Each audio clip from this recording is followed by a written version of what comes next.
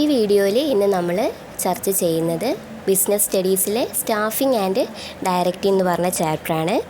അപ്പോൾ നമുക്ക് ഫസ്റ്റ് തന്നെ സ്റ്റാഫിംഗ് എന്താണെന്ന് പഠിക്കാം. അപ്പോൾ സ്റ്റാഫിംഗ് എന്ന് പറഞ്ഞാൽ എന്താണ്? ഒരു സ്ഥാപനത്തിൻ്റെ പ്രവർത്തനങ്ങൾ നടപ്പിലാക്കുന്നതിനായിട്ട് ജീവനക്കാരെ നിയമിക്കുന്നതിനെയാണ് നമ്മൾ സ്റ്റാഫിംഗ് എന്ന് പറയുന്നത്. അപ്പോൾ സ്റ്റാഫിംഗ് എന്ന് പറയുന്നത് ഒരു ഓർഗനൈസേഷനിൽ ഏറ്റവും ഇമ്പോർട്ടൻ്റ് ആയിട്ടുള്ള, അതായത് ആ ഓർഗനൈസേഷൻ്റെ നല്ല രീതിയിലുള്ള നടത്തിപ്പിനായിട്ട് ഏറ്റവും ആദ്യമായിട്ട് വേണ്ടത് നമുക്ക് സ്റ്റാഫുകളാണ്. നമുക്കിനി സ്റ്റാഫിങ്ങിൻ്റെ മീനിങ് നോക്കാം. Staffing refers to employing and developing human resources for carrying out the various managerial and non managerial activities in an organisation. ഒരു ഓർഗനൈസേഷനിലെ വിവിധ മാനേജറൽ, നോൺ മാനേജീരിയൽ പ്രവർത്തനങ്ങൾ നടപ്പാക്കുന്നതിനായിട്ട് മനുഷ്യ വിഭവശേഷി വികസിപ്പിക്കുകയും ചെയ്യുന്നതിനെയാണ് സ്റ്റാഫിംഗ് സൂചിപ്പിക്കുന്നത്. നെക്സ്റ്റ് നമുക്ക് പഠിക്കാനുള്ള ടോപ്പിക് എന്ന് പറയുന്നത് ഇമ്പോർട്ടൻസ് ഓഫ് സ്റ്റാഫിംഗ് ആണ്. Getting right people for the right job at the right time. ശരിയായ സമയത്ത് ശരിയായ ജോലിക്ക് ശരിയായ ആളുകളെ ലഭിക്കുന്നു. Improve organisational productivity.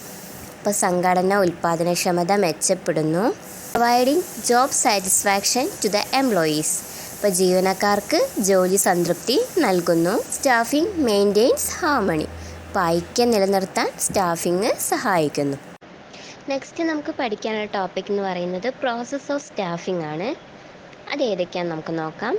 Man power planning, job analysis, recruitment, selection, performance appraisal, training and development, induction, placement, compensation, promotion and transfer.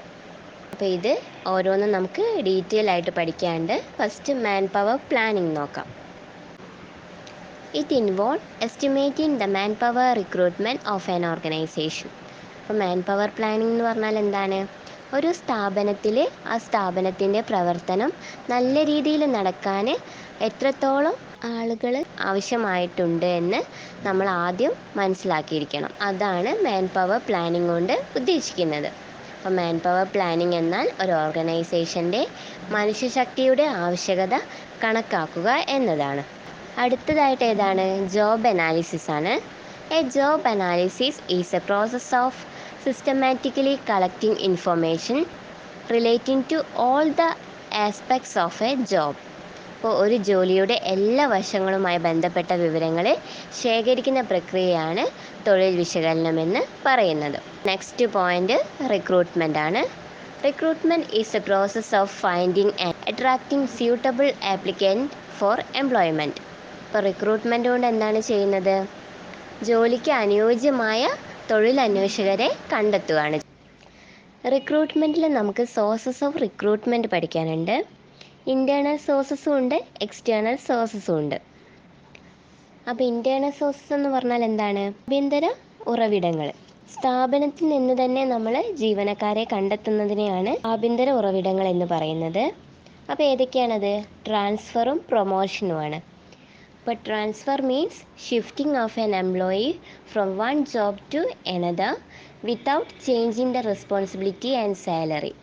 ഇപ്പോൾ transfer എന്ന് പറയുന്നത് ഒരു ജീവനക്കാരനെ ഒരു സ്ഥാപനത്തിലേക്ക് മാറ്റുന്നതിനെയാണ് നമ്മൾ ട്രാൻസ്ഫർ എന്ന് പറയുന്നത്. പക്ഷേ അവർക്ക് ജോലിയോ അവരുടെ റെസ്പോൺസിബിലിറ്റിയും സാലറിയും ഒന്നും മാറുന്നില്ല. പ്രൊമോഷൻ എന്ന് പറയുന്നത് എന്താണ്? Involve shifting to transferring employees to a higher job. അപ്പോൾ പ്രൊമോഷൻ എന്ന് പറഞ്ഞിട്ടുണ്ടെങ്കിൽ ജീവനക്കാരനെ ഒരു ഉന്നത ജോലിയിലേക്ക് കയറ്റം കൊടുക്കുന്നതിനെയാണ് പ്രൊമോഷൻ എന്ന് പറയുന്നത്. അപ്പോൾ അവരുടെ റെസ്പോൺസിബിലിറ്റിയും സാലറിയും ഒക്കെ അവിടെ ചേഞ്ച് ആവുന്നുണ്ട്. അടുത്തതായിട്ട് നമുക്ക് പഠിക്കാനുള്ളത് എക്സ്റ്റേണൽ സോഴ്സസ് ആണ്. അപ്പോൾ എക്സ്റ്റേണൽ സോഴ്സസ് എന്ന് പറഞ്ഞാൽ എന്താണ്? സ്ഥാപനത്തിൻ്റെ പുറത്ത് നിന്ന് ജീവനക്കാരെ അന്വേഷിക്കുന്നതിനെയാണ് നമ്മൾ എക്സ്റ്റേണൽ സോഴ്സസ് എന്ന് പറയുന്നത്. അപ്പോൾ ഏതൊക്കെയാണ് എക്സ്റ്റേണൽ സോഴ്സസ് ഉൾപ്പെടുന്നത്? മീഡിയ അഡ്വർടൈസ്മെൻറ്റ്സ് ഉണ്ട്, employment exchanges, educational institutions, recruitment at the factory gate, referrals, placement agencies. ഇതൊക്കെയാണ് എക്സ്റ്റേണൽ സോഴ്സസിൽ വരുന്നത്. ഇനി നമുക്ക് റീസെൻറ്റ് ട്രെൻഡ്സ് ഇൻ റിക്രൂട്ട്മെൻറ്റ് നോക്കാം. ഈ recruitment, outsourcing, internship, walk in interview. Process of സ്റ്റാഫിങ്ങിൽ നമ്മൾ മാൻ പവർ പ്ലാനിങ് ഡിസ്കസ് ചെയ്തു, ജോബ് അനാലിസിസ് പറഞ്ഞു, റിക്രൂട്ട്മെൻറ്റ് ഡിസ്കസ് ചെയ്തു. ഇനി അടുത്തതായിട്ട് നമുക്ക് പഠിക്കാനുള്ളത് സെലക്ഷനാണ്. Selection refers to the process of choosing the most suitable person from among the list of interested candidates. ഇപ്പോൾ സെലക്ഷൻ എന്ന് പറഞ്ഞാൽ എന്താണ്? ജോലി അപേക്ഷകരുടെ പട്ടികയിൽ നിന്ന് ഏറ്റവും അനുയോജ്യനായ വ്യക്തിയെ തിരഞ്ഞെടുക്കുന്ന പ്രക്രിയയാണ് നമ്മൾ സെലക്ഷൻ എന്ന് പറയുന്നത്. അപ്പോൾ ഇനി നമുക്ക് പഠിക്കാനുള്ളത് സെലക്ഷൻ പ്രൊസീജിയറാണ്. അപ്പോൾ ഏതൊക്കെയാണ് സെലക്ഷൻ പ്രൊസീജിയർ നോക്കാം. Screening of application, holding selection test, conducting selection interview, checking of references, medical examination, issue of appointment letter. അടുത്തതായിട്ട് ഡിസ്കസ് ചെയ്യാനുള്ളത് പ്ലേസ്മെൻ്റ് ആണ്. Placement refers to determination and assignment of the job to the selected candidate. അപ്പോൾ placement എന്ന് പറഞ്ഞാൽ എന്താണ്? ശരിയായ ജീവനക്കാരെ കണ്ടെത്തിയിട്ട് നിയമിക്കുകയും തുടർന്ന് അവർക്ക് ഏറ്റവും അനുയോജ്യമായ ജോലികളിൽ അവരെ ഉൾപ്പെടുത്തുകയും ചെയ്യുക എന്നതാണ്. ഇനി നമുക്ക് ഇൻഡക്ഷനെ കുറിച്ചിട്ട് പഠിക്കാം. Induction is the process of introducing new employees to the organisation. The new employee should know under whom and with whom he is to work, get appointed and adjusted to the work environment, get a general idea about the rules and regulations, working condition, etc. അപ്പോൾ induction എന്ന് പറയുന്നത് എന്താണ്? അപ്പോൾ സ്ഥാപനത്തിലേക്ക് പുതിയ ജീവനക്കാരെ പരിചയപ്പെടുത്തുന്ന പ്രക്രിയയാണ് ഇൻഡക്ഷൻ എന്ന് പറയുന്നത്. അപ്പോൾ ആരുടെ കൂടിയാണ് ജോലി ചെയ്യേണ്ടതെന്ന് പുതിയ ജീവനക്കാർ അറിഞ്ഞിരിക്കണം. അപ്പോൾ തൊഴിൽ അന്തരീക്ഷവുമായിട്ട് പരിചയപ്പെടുകയും ക്രമീകരിക്കുകയും ചെയ്യണം. പിന്നെ നിയമങ്ങളെയും നിയന്ത്രണങ്ങളെയും കുറിച്ച് ഒരു പൊതു ആശയം നേടുക. പിന്നെ ജോലി സാഹചര്യങ്ങൾ മുതലായവയൊക്കെ അറിഞ്ഞിരിക്കണം. അപ്പോൾ ഇൻഡക്ഷൻ കൊണ്ട് ഉദ്ദേശിക്കുന്നത് സ്ഥാപനത്തിലേക്ക് പുതിയ ജീവനക്കാരെ പരിചയപ്പെടുത്തുന്ന പ്രക്രിയയാണ് നമ്മൾ ഇൻഡക്ഷൻ എന്ന് പറയുന്നത്. ഇൻഡക്ഷൻ കഴിഞ്ഞാൽ സ്റ്റാഫിങ്ങിലെ അടുത്ത പ്രോസസ്സാണ് training and development. Training is an act of increasing the knowledge and technical skill of N employee four doing A particular job efficiently. Training കൊണ്ട് എന്താണ് ഉദ്ദേശിക്കുന്നത്? ഒരു ജീവനക്കാരനെ അദ്ദേഹത്തിന് ഒരു പ്രത്യേക ജോലിയിൽ ആ ജോലി കാര്യക്ഷമമായിട്ട് നന്നായിട്ട് ചെയ്യുന്നതിനായിട്ട് അവർക്ക് അറിവും സാങ്കേതിക നൈപുണ്യവും വർദ്ധിപ്പിക്കുന്ന പ്രവർത്തനമാണ് പരിശീലനം എന്ന് പറയുന്നത്. ഇപ്പോൾ ഒരു പ്രത്യേക ജോലി കാര്യക്ഷമമായി ചെയ്യുന്നതിനായിട്ട് ഒരു ജീവനക്കാരൻ്റെ അറിവും സാങ്കേതിക നൈപുണ്യവും വർദ്ധിപ്പിക്കുന്ന പ്രവർത്തനമാണ് പരിശീലനം. Development refer to the learning opportunity design to help employee to grow. അപ്പോൾ വികസനം കൊണ്ട് എന്താണ് ഉദ്ദേശിക്കുന്നത്? ജീവനക്കാരെ വളരെ സഹായിക്കുന്നതിന് രൂപകൽപ്പന ചെയ്ത പഠന അവസരങ്ങളെയാണ് വികസനം കൊണ്ട് സൂചിപ്പിക്കുന്നത്. ഇനി നമുക്ക് ഡിസ്കസ് ചെയ്യാനുള്ളത് benefit of training for organisation ആണ്. Less wastage of time. As a train worker take less time in learning and doing a job. Next പഠിക്കുന്ന topic benefits of training for organisations. Less wastage of time, as a trained worker take less time in learning and doing a job. Better employee performance leading to higher profits. Better utilization of man, machine and materials. Develops positive attitude in the mind of workers. Reduce labor turnover and absenteeism. Reduce accident as workers are trained in handling machines and aware of better safety mechanism. Trained workers will adapt fast to the environmental changes compared to untrained workers.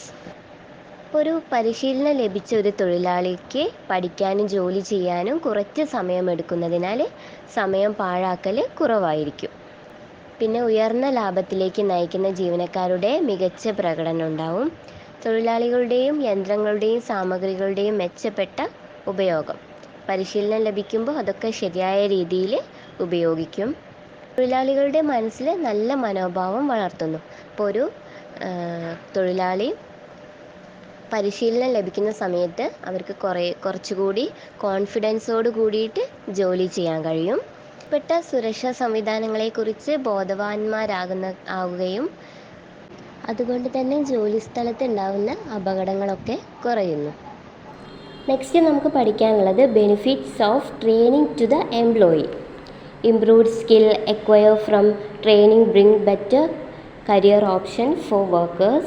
Better performance by the workers help him to earn more. Increase the job capacity to adapt to the new method and technologies. Trained worker will have better awareness of handling problems. They will be capable of dealing with the complex jobs. Increased job satisfaction increases the morale of the workforce.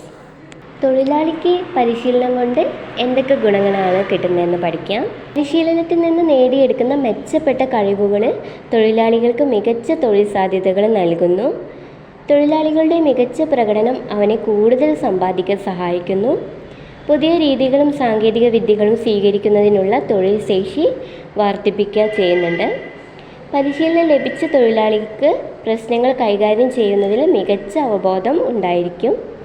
സങ്കീർണമായ ജോലികൾ കൈകാര്യം ചെയ്യാൻ അവർ പ്രാപ്തരായിരിക്കും. തൊഴിൽ സംതൃപ്തി വർദ്ധിക്കുന്നത് തൊഴിലാളികളുടെ ധാർമ്മികത വർദ്ധിപ്പിക്കുന്നു. അപ്പോൾ ഇത്രയാണ് benefits of training to the എംപ്ലോയീസിൽ പഠിക്കാനുള്ളത്. ഇനി നമുക്ക് അടുത്തതായിട്ട് മെത്തേഡ് ഓഫ് ട്രെയിനിങ് ആണ് പഠിക്കാനുള്ളത്. മെത്തേഡ് ഓഫ് ട്രെയിനിങ്ങിൽ നമുക്ക് ഓൺ ദ ജോബ് മെത്തേഡും ഉണ്ട്, ഓഫ് ദ ജോബ് മെത്തേഡും ഉണ്ട്. അപ്പോൾ അത് ഏതൊക്കെയാണെന്ന് നമുക്ക് ഡീറ്റെയിൽ ആയിട്ടൊന്ന് നോക്കാം. On the job method. In this method the employees learn about their job while doing the work, assisted by their supervisors or seniors. This method encourage self learning through practice. Job മെത്തേഡ്സിൽ എന്താണ് പറയുന്നത്? ഈ രീതിയിൽ ജീവനക്കാർ അവരുടെ സൂപ്പർവൈസർമാരുടെയോ അല്ലെങ്കിൽ സീനിയർമാരുടെയോ സഹായത്തോടെ ജോലി ചെയ്യുമ്പോൾ അവരുടെ ജോലിയെക്കുറിച്ചിട്ട് അവർ പഠിക്കുന്നു. ഈ രീതികൾ പരിശീലനത്തിലൂടെ സ്വയം പഠിക്കാൻ പ്രോത്സാഹിപ്പിക്കുകയും ചെയ്യുന്നുണ്ട്. പഠിക്കാനുള്ളത് ഓഫ് ദ ജോബ് മെത്തേഡാണ്. This method involve training employees away from the work place. Lectures with demonstration, conferences, case of discussion, video shows and film are the some of the common method used as of the job training method. അപ്പോൾ ഈ ഒരു രീതിയിൽ എങ്ങനെയാണ് ജീവനക്കാരെ ജോലി സ്ഥലത്തിന് പുറത്ത് നിന്ന് പരിശീലനം നൽകുന്നതാണ്. ഉദാഹരണമായിട്ട് എന്തൊക്കെയാണ്? കോൺഫറൻസുകൾ, വീഡിയോ ഷോകൾ, സിനിമകൾ ഒക്കെ എന്നിവയൊക്കെ കാണിച്ച് പരിശീലനം നൽകുന്ന രീതിയാണ് ഓഫ് ദ ജോബ് മെത്തേഡ് എന്ന് പറയുന്നത്. ഇനി നമുക്ക് പെർഫോമൻസ് അപ്രൈസലാണ് പഠിക്കാനുള്ളത്. Performance appraisal mean evaluating an employees current or past performance as against certain predetermined standards. ഇപ്പോൾ പെർഫോമൻസ് അപ്രൈസൽ എന്താണ് പറയുന്നത്? ഒരു ജീവനക്കാരൻ്റെ നിലവിലുള്ള അല്ലെങ്കിൽ മുൻകാല പ്രകടനം മുൻകൂട്ടി നിശ്ചയിച്ചിട്ടുള്ള ചില മാനദണ്ഡങ്ങളോട് വിലയിരുത്തുക എന്നതാണ്. Next കോമ്പൻസേഷനാണ്. The term compensation refers to a wide range of financial and non-financial reward to the employees for service rendered to the organization. Compensation എന്ന പദം കൊണ്ട് എന്താണ് അർത്ഥമാക്കുന്നത്? അതായത് ഒരു സ്ഥാപനം നൽകുന്ന സേവനങ്ങൾക്ക് ജീവനക്കാർക്ക് നൽകുന്ന സാമ്പത്തികേതരവുമായ നിരവധി പ്രതിഫലങ്ങളെ ആണ് കോമ്പൻസേഷൻ കൊണ്ട് ഉദ്ദേശിക്കുന്നത്. ഇത്രയും കാര്യങ്ങളാണ് നമുക്ക് സ്റ്റാഫിങ്ങിൽ പഠിക്കാനുള്ളത്. ഇനി അടുത്തതായിട്ട് നമ്മൾ പഠിക്കാൻ പോകുന്ന പോർഷൻ എന്ന് പറയുന്നത് ഡയറക്റ്റിംഗ് ആണ്. അപ്പോൾ ഡയറക്റ്റിങ്ങിൻ്റെ മീനിങ് നോക്കാം. Directing refers to a process of technique of instructing, guiding, inspiring, counselling, overseeing and leading people towards the accomplishment of organisational goals. സ്ഥാപനത്തിലെ ആളുകളെ മുൻകൂട്ടി നിശ്ചയിച്ച് ലക്ഷ്യങ്ങൾ കൈവരിക്കുന്നതിന് നിർദ്ദേശിക്കുകയും നയിക്കുകയും പ്രചോദിപ്പിക്കുകയും ചെയ്യുന്ന പ്രക്രിയയാണ് ഡയറക്റ്റിംഗ് എന്ന് പറയുന്നത്. നെക്സ്റ്റ് നമ്മൾ പഠിക്കുന്നത് ഇമ്പോർട്ടൻസ് ഓഫ് ഡയറക്റ്റിംഗ് ആണ്. It guides and help the subordinate to complete the given task properly and as per schedule. It provide the necessary motivation to subordinate to complete the work. It helps in maintain discipline and rewarding those who do well. It helps to integrate the various activities and also the individual goal with the organizational goal. Directing helps in creating appropriate work environment and build up team spirit. Next നമുക്ക് പഠിക്കാനുള്ള topic എന്ന് പറയുന്നത് elements of directing ആണ്. ഏതൊക്കെയാണ്? Communication, supervision, motivation, leadership. അപ്പം നമുക്ക് first തന്നെ communication എന്താണെന്ന് നോക്കാം. Communication is a basic organization function which refers to the process by which person transmit information or message to another person. It is the process of exchange of idea, options, fact, views and information. അപ്പോൾ communication എന്ന് പറയുന്നത് എന്താണ്? ഇതൊരു അടിസ്ഥാനപരമായിട്ടുള്ള ഒരു സംഘടനാ പ്രവർത്തനമാണ്. ഒരു വ്യക്തി വിവരങ്ങളോ സന്ദേശങ്ങളോ മറ്റൊരു വ്യക്തിക്ക് കൈമാറുന്ന പ്രക്രിയയാണ് നമ്മൾ കമ്മ്യൂണിക്കേഷൻ എന്ന് സൂചിപ്പിക്കുന്നത്. അപ്പോൾ അതിലെന്തൊക്കെയാവാം? അഭിപ്രായങ്ങളാവാം, വസ്തുതകളാവാം, വീക്ഷണങ്ങളാവാം, വിവരങ്ങളാവാം എന്നിവയുടെയൊക്കെ ഒരു കൈമാറ്റ പ്രക്രിയയാണിത്. നെക്സ്റ്റ് നമുക്ക് ഡിസ്കസ് ചെയ്യാനുള്ളത് ടൈപ്സ് ഓഫ് കമ്മ്യൂണിക്കേഷനാണ്. അപ്പോൾ ഏതൊക്കെയാണുള്ളത്? Formal communication, informal communication, upward communication, downward communication, horizontal communication, diagonal communication. അപ്പോൾ ഇത്രയാണ് നമുക്ക് കമ്മ്യൂണിക്കേഷൻ്റെ ടൈപ്സിൽ പഠിക്കാനുള്ളത്. അപ്പോൾ ഫോർമൽ കമ്മ്യൂണിക്കേഷൻ എന്ന് പറഞ്ഞാൽ എന്താണ്? ഔപചാരിക ആശയവിനിമയം. അപ്പോൾ ഇത് എങ്ങനെയാണെന്ന് വെച്ചിട്ടുണ്ടെങ്കിൽ അധികാര ശ്രേണി വഴിയുള്ള ഔദ്യോഗികമായ ആശയവിനിമയത്തെ ആണ് നമ്മൾ ഔപചാരിക ആശയവിനിമയം എന്ന് പറയുന്നത്. അപ്പോൾ ഇത്തരം ആശയവിനിമയം സംഘടിപ്പിക്കുന്നത് ആരാണ്? ടോപ്പ് ലെവൽ മാനേജ്മെൻ്റ് ആയിരിക്കും. ഇനി നമുക്ക് ഇൻഫോർമൽ കമ്മ്യൂണിക്കേഷൻ നോക്കാം. ഒരു സ്ഥാപനത്തിലെ തൊഴിലാളികൾ അവരുടെ ആശയങ്ങളും മറ്റും സൗഹാർദ്ദപരമായിട്ട് കൈമാറുന്നതാണ് അനൗപചാരിക ആശയവിനിമയം എന്ന് പറയുന്നത്. അപ്പോൾ അപ്വേർഡ് കമ്മ്യൂണിക്കേഷൻ എന്ന് പറഞ്ഞാൽ എന്താണ്? സ്ഥാപനത്തിലുള്ള കീഴ്ത്തലത്തിൽ നിന്നിട്ട് മേൽത്തലത്തിലേക്കുള്ള ആശയവിനിമയത്തെയാണ് നമ്മൾ മേൽപോട്ടുള്ള ആശയവിനിമയം എന്ന് പറയുന്നത്.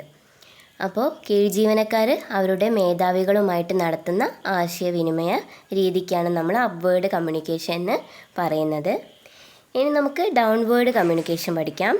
കീഴ്ത്തലങ്ങളിലേക്കുള്ള ആശയവിനിമയം. അപ്പോൾ അതെങ്ങനെയാണ്?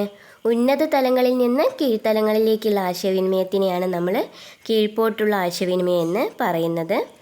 അപ്പോൾ കീഴ് ജീവനക്കാർക്ക് കൽപ്പനകളും നിർദ്ദേശങ്ങളും നൽകാനാണ് ഇത് ഉപയോഗിക്കുന്നത്.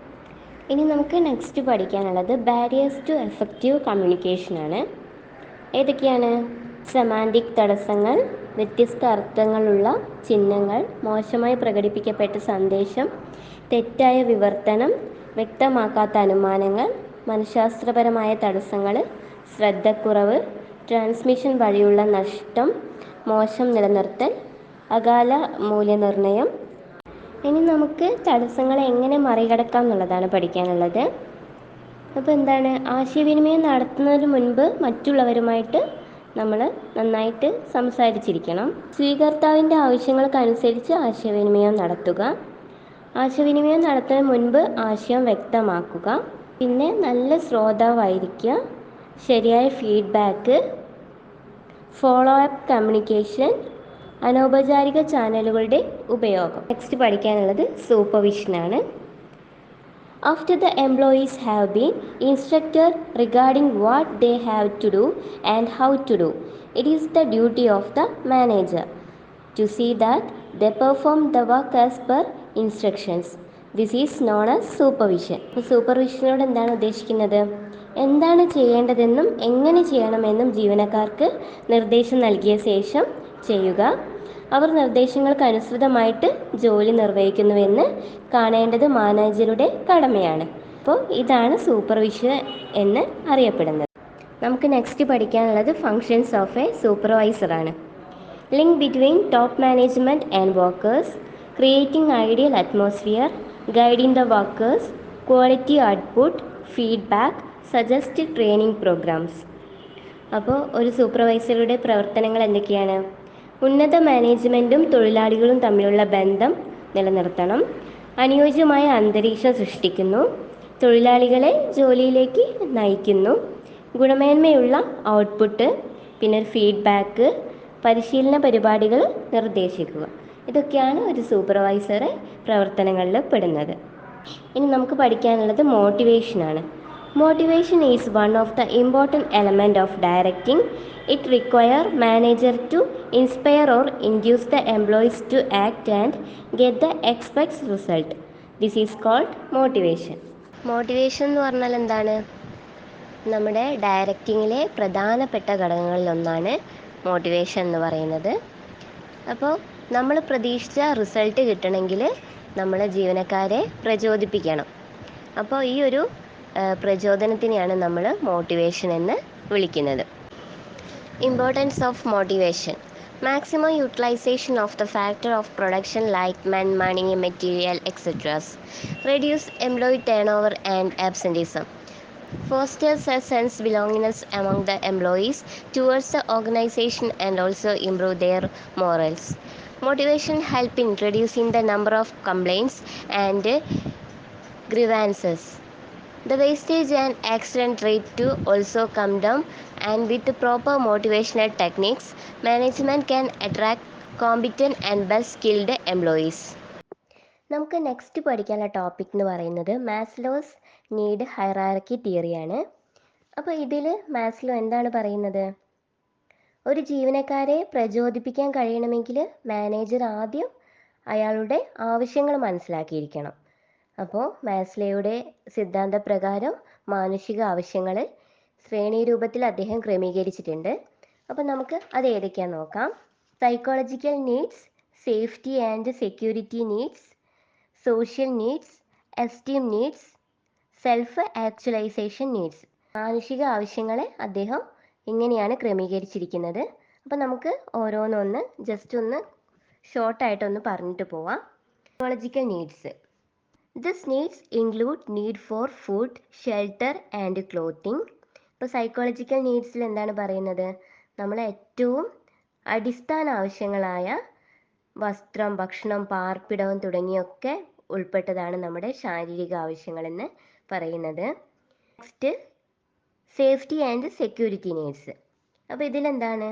നമുക്ക് ശാരീരിക ആവശ്യങ്ങൾ നിറവേറ്റി കഴിഞ്ഞാൽ ആവശ്യങ്ങൾ ഭാവിയിൽ നിറവേറ്റപ്പെടണമെന്നാണ് നമ്മൾ ആഗ്രഹിക്കുന്നത്. അപ്പോൾ അതുകൊണ്ട് തന്നെ അത് അയാൾക്കൊരു സുരക്ഷിതത്വ ബോധമുണ്ടാക്കുന്നു. ഇനി നെക്സ്റ്റ് സോഷ്യൽ നീഡ്സ് ആണ്. It include the need for love, affection, friendship etcetera. സാമൂഹിക ആവശ്യങ്ങളിൽ എന്താണ് പറയുന്നത്? മനുഷ്യൻ ഒരു സാമൂഹ്യ ജീവി ആയതുകൊണ്ട് തന്നെ അയാൾക്ക് സമൂഹത്തിൽ ഒരു ഭാഗമായിട്ട് പ്രവർത്തിക്കേണ്ടതുണ്ട്. അപ്പോൾ മറ്റുള്ളവരെ സ്നേഹിക്കാനും സ്നേഹിക്കപ്പെടാനും ഒക്കെ മനുഷ്യൻ ആഗ്രഹിക്കുന്നുണ്ട്. ഇനി നെക്സ്റ്റ് എസ്റ്റീം നീഡ്സ് ആണ്.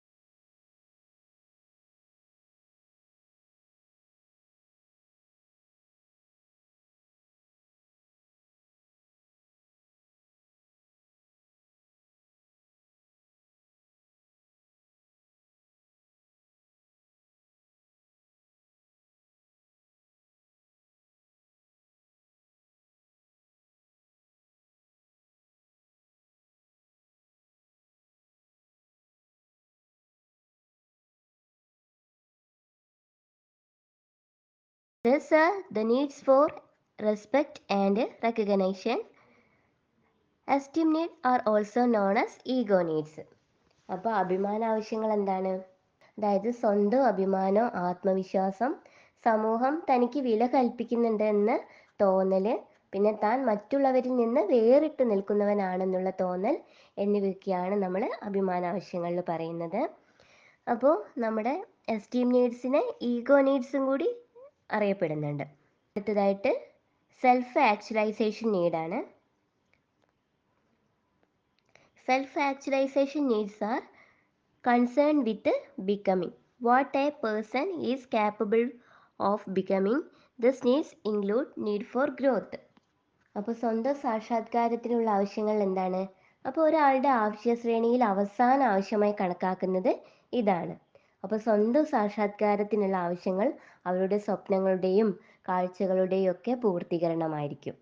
അപ്പോൾ ഇത്രയാണ് നമുക്ക് മാസ്ലോസ് ഹൈറാർക്കി നീഡ്സിൽ പറയാനുള്ളത്. ഇനി നമുക്ക് നെക്സ്റ്റ് പഠിക്കാനുള്ള ടോപ്പിക് എന്ന് പറയുന്നത് financial and non financial incentives ആണ്. അപ്പോൾ നമുക്ക് ഫസ്റ്റ് തന്നെ ഫിനാൻഷ്യൽ ഇൻസെൻറ്റീവ്സിൽ ഉൾപ്പെടുന്ന ഏതൊക്കെയാണെന്ന് നോക്കാം. Financial incentives can be in the following forms: pay and allowances, bonus, commission, retirement benefit. ഇനി നമുക്ക് നോൺ ഫിനാൻഷ്യൽ ഇൻസെൻറ്റീവ്സിൽ ഉൾപ്പെടുന്ന നോക്കാം. Non financial incentive can include the following: career advancement opportunities, status, employee recognition programs, employee participation. ഇനി നമ്മൾ discuss ചെയ്യാൻ പോകുന്നത് leadership എന്ന് പറഞ്ഞിട്ടുള്ള ടോപ്പിക്കാണ്. Leadership is the ability to pursue and motivate other to work in the desired way for achieving the goals. Thus a person who is able to influence other and make them follow his instruction is called a leader. നേതൃത്വം എന്ന് പറയുന്നത് എന്താണ്? അതായത് ഒരു വ്യക്തിയെ ആത്മവിശ്വാസത്തോടെയും ആവേശത്തോടെയും പണിയെടുപ്പിക്കുന്നതിന്, ഒരു കീഴ്ജീവനക്കാരെ പ്രേരിപ്പിക്കുന്നതിനുള്ള ശേഷിയാണ് നേതൃത്വം എന്നുകൊണ്ട് ഉദ്ദേശിക്കുന്നത്. അപ്പം നമുക്കതിൻ്റെ മീനിങ് നോക്കാം. നമ്മൾ നേടിയെടുക്കാൻ ആഗ്രഹിക്കുന്ന രീതിയിൽ പ്രവർത്തിക്കാൻ മറ്റുള്ളവരെ പ്രേരിപ്പിക്കാനും നുള്ള കഴിവാണ് നേതൃത്വം എന്ന് പറയുന്നത്. അങ്ങനെ മറ്റുള്ളവരെ സ്വാധീനിക്കാനും തൻ്റെ നിർദ്ദേശങ്ങൾ പാലിക്കാനും കഴിയുന്ന ഒരു വ്യക്തിയെ നേതാവ് എന്ന് വിളിക്കുന്നു. ഇമ്പോർട്ടൻസ് ഓഫ് ലീഡർഷിപ്പ് ആണ് നോക്കാനുള്ളത്. Influences the behaviour of peoples and thus make the contribute towards the benefit of the organisation. With continuous support and guidance, leader are able to build confidence among the followers, thereby increasing speed and accuracy and decreasing wastage. With friendly and cooperative effort, the leader is able to build employees' morale, which is turn contribute to higher productivity. ലീഡർഷിപ്പിൻ്റെ importance എന്തൊക്കെയാണ്? അപ്പോൾ leadership ആളുകളുടെ പെരുമാറ്റത്തെ സ്വാധീനിക്കുകയും അങ്ങനെ അവരെ സംഘടനയുടെ നേട്ടത്തിലേക്ക് സംഭാവന നൽകുകയും ചെയ്യുന്നു. തുടർച്ചയായ പിന്തുണയും മാർഗനിർദ്ദേശവും ഉപയോഗിച്ച് നേതാക്കൾ അനുയായികൾക്കിടയിൽ ആത്മവിശ്വാസം വളർത്തിയെടുക്കാൻ കഴിയും.